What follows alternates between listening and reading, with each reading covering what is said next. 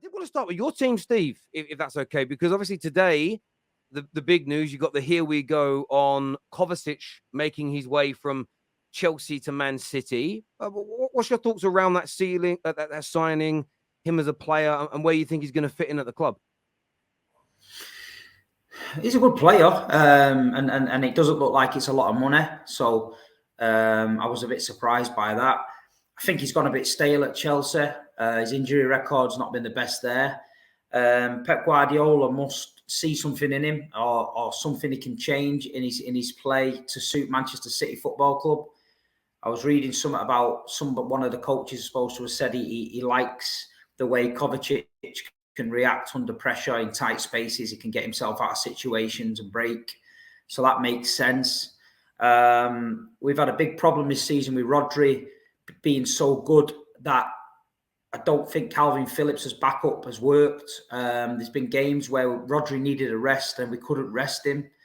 So whether he's going to come in and fight for that place, whether Pep's going to change tactics in certain games, maybe play two of them, I don't know. But for that kind of money, the way the world is at the minute and the way the fees are, he's a great player for that level of money. And I just think, Pep Guardiola's got a knack of getting an extra 10 or 15% out of certain players. They seem to come Man City and they seem to kick on a bit. And I think with him, it might just be that fresh break he needs from Chelsea. It's got a bit stale there for him. Come to Man City, Premier League champions, European Cup winners.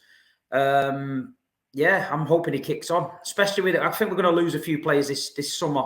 And I think the biggest problem we're going to have to find is trying to motivate a lot of players, because yourself, when you've achieved that treble, I think there's a lot of players that could drop off a touch. It's natural, you know what I mean? You think you've done it all. And I think with Pep, I think he'll freshen it up and he'll bring a bit of competition in and he'll bring some fresh energy in the squad and try and keep it motivated again and go again.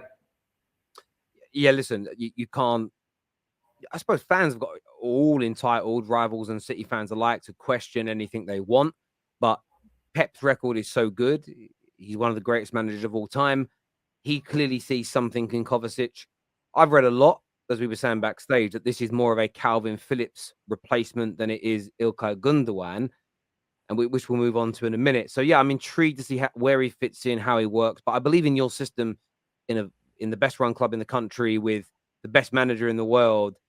It's still £30 million in 2023. You're right, isn't a lot of money. It's a lot of money to people like you and I, but this is football. This is, you're looking at what Rice is going for, the quality prices for Caicedo's. This man's only 29 as well. He's not a 33, 34, 35-year-old. Man United, Casemiro, 50 million we paid last year. So, yeah, good value for money.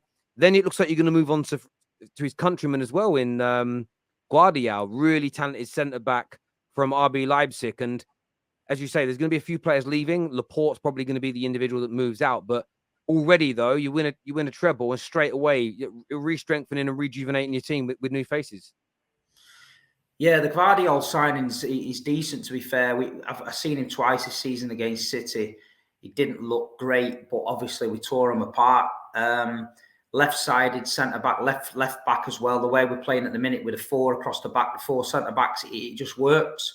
I think if Laporte leaves and Guardiola comes in, we've got some great options at the back with Stones, Akanji, Diaz.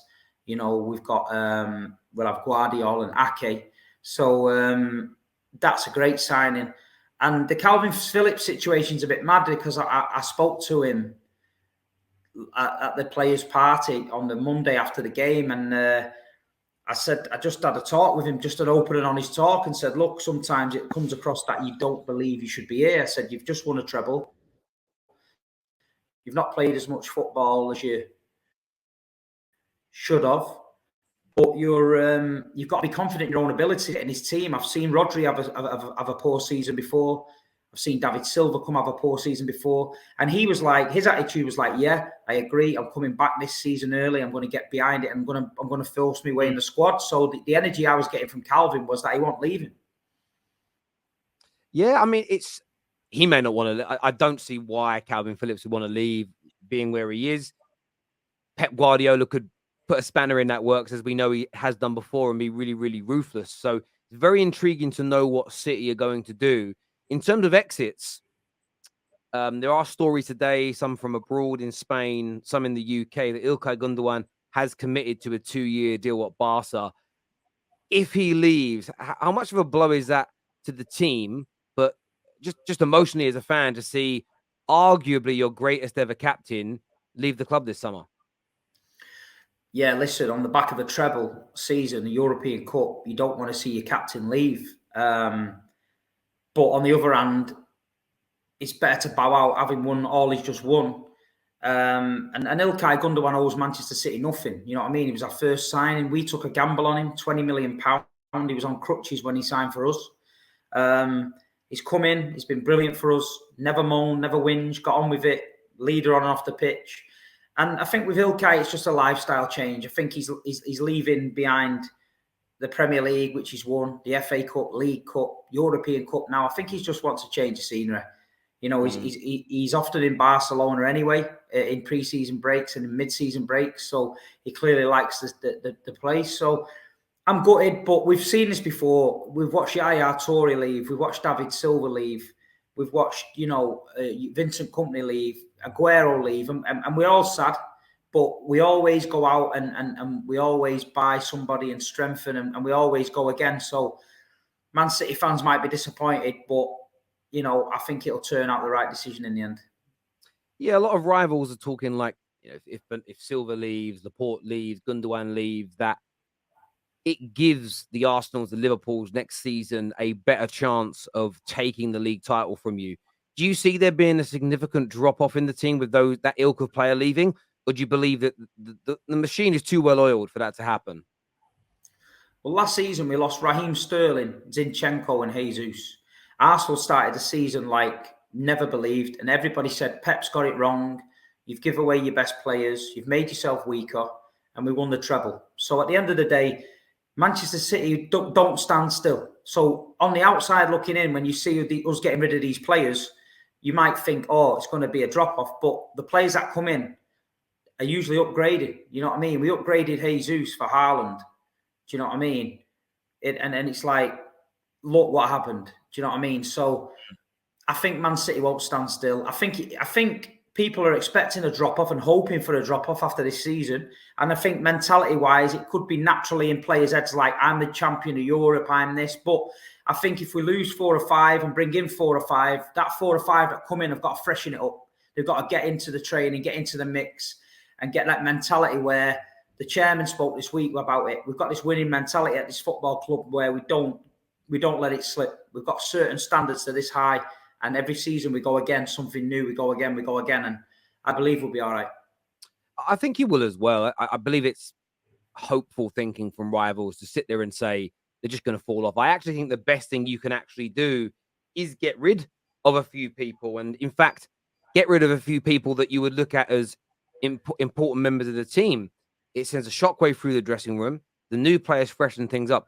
I read Gary Neville's book, Red, when he retired. I've read that nearly 10 years ago now. And he spoke about, we won the treble in 99, and then we went on to win 3 Premier Leagues on the bounce. He said, but actually what the club got wrong is over those 3 summers of doing the 3P and having won the treble, we didn't sign enough high-end, top-quality players. There wasn't enough of an overhaul. And he says, we won the league at a canter every year, but we just got a bit stale in Europe because the big European teams probably invested a little bit heavier. And he said, hindsight's obviously lucrative. Maybe in the summer of 99, there was a powerhouse signing from a big European club. Maybe we could have gone again in that next couple of year period and won the Champions League again. Obviously, it was a different format back then. English football wasn't as strong back then, but as a brand. But yeah, I think what Pep Guardiola is looking to do, you may not want to lose all of them, but at the same time, the standards will be high still. I just don't see you dropping off significantly next year. I don't want to see you do a 4-peat, but at the same time, you can't bet against Man City at all. And I know you've seen a lot of banter, it's probably the mildest term for it, and hate online in the last week after winning the treble. You must be getting stick galore from people. Do you know what? I'll be dead honest with you. When I came out the ground at Istanbul, the first 7 or 8 messages I got were from United fans I've grown up with that go Old Trafford week in, week out. They said, listen, well done, you've done it, no problem.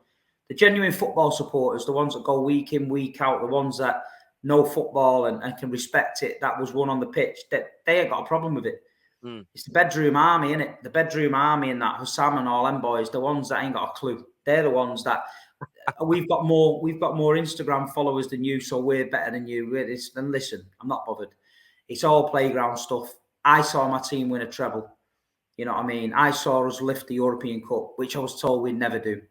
That's why that video, when I told them about the list, that's why it went viral, because it rattled them. It only rattled the bedroom boys, not the real lads. The real Man United supporters, they got respect. They know what it's about. But at the end of the day, you know, people saying, oh, he's arrogant and that. Well, what do you want me to be? I've just won a treble. You know what I mean? I've just won a European Cup after 25 years of you telling me I was never going to do it. Do you want me to come on here and be like, you know, let's talk about it? You know what I mean? What do they want me to do, Terra? You know what I mean? There's only 2 teams in the history of football that's won a treble in this country, and they're both Mancunian.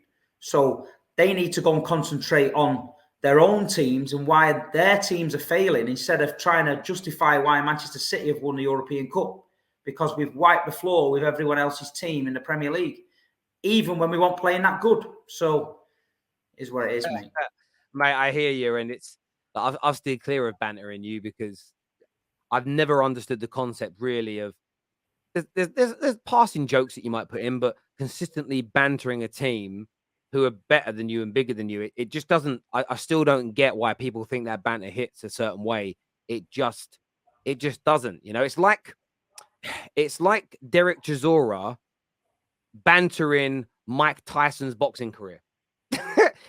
It don't make sense. It doesn't. No one. It doesn't hit for me. But there we go.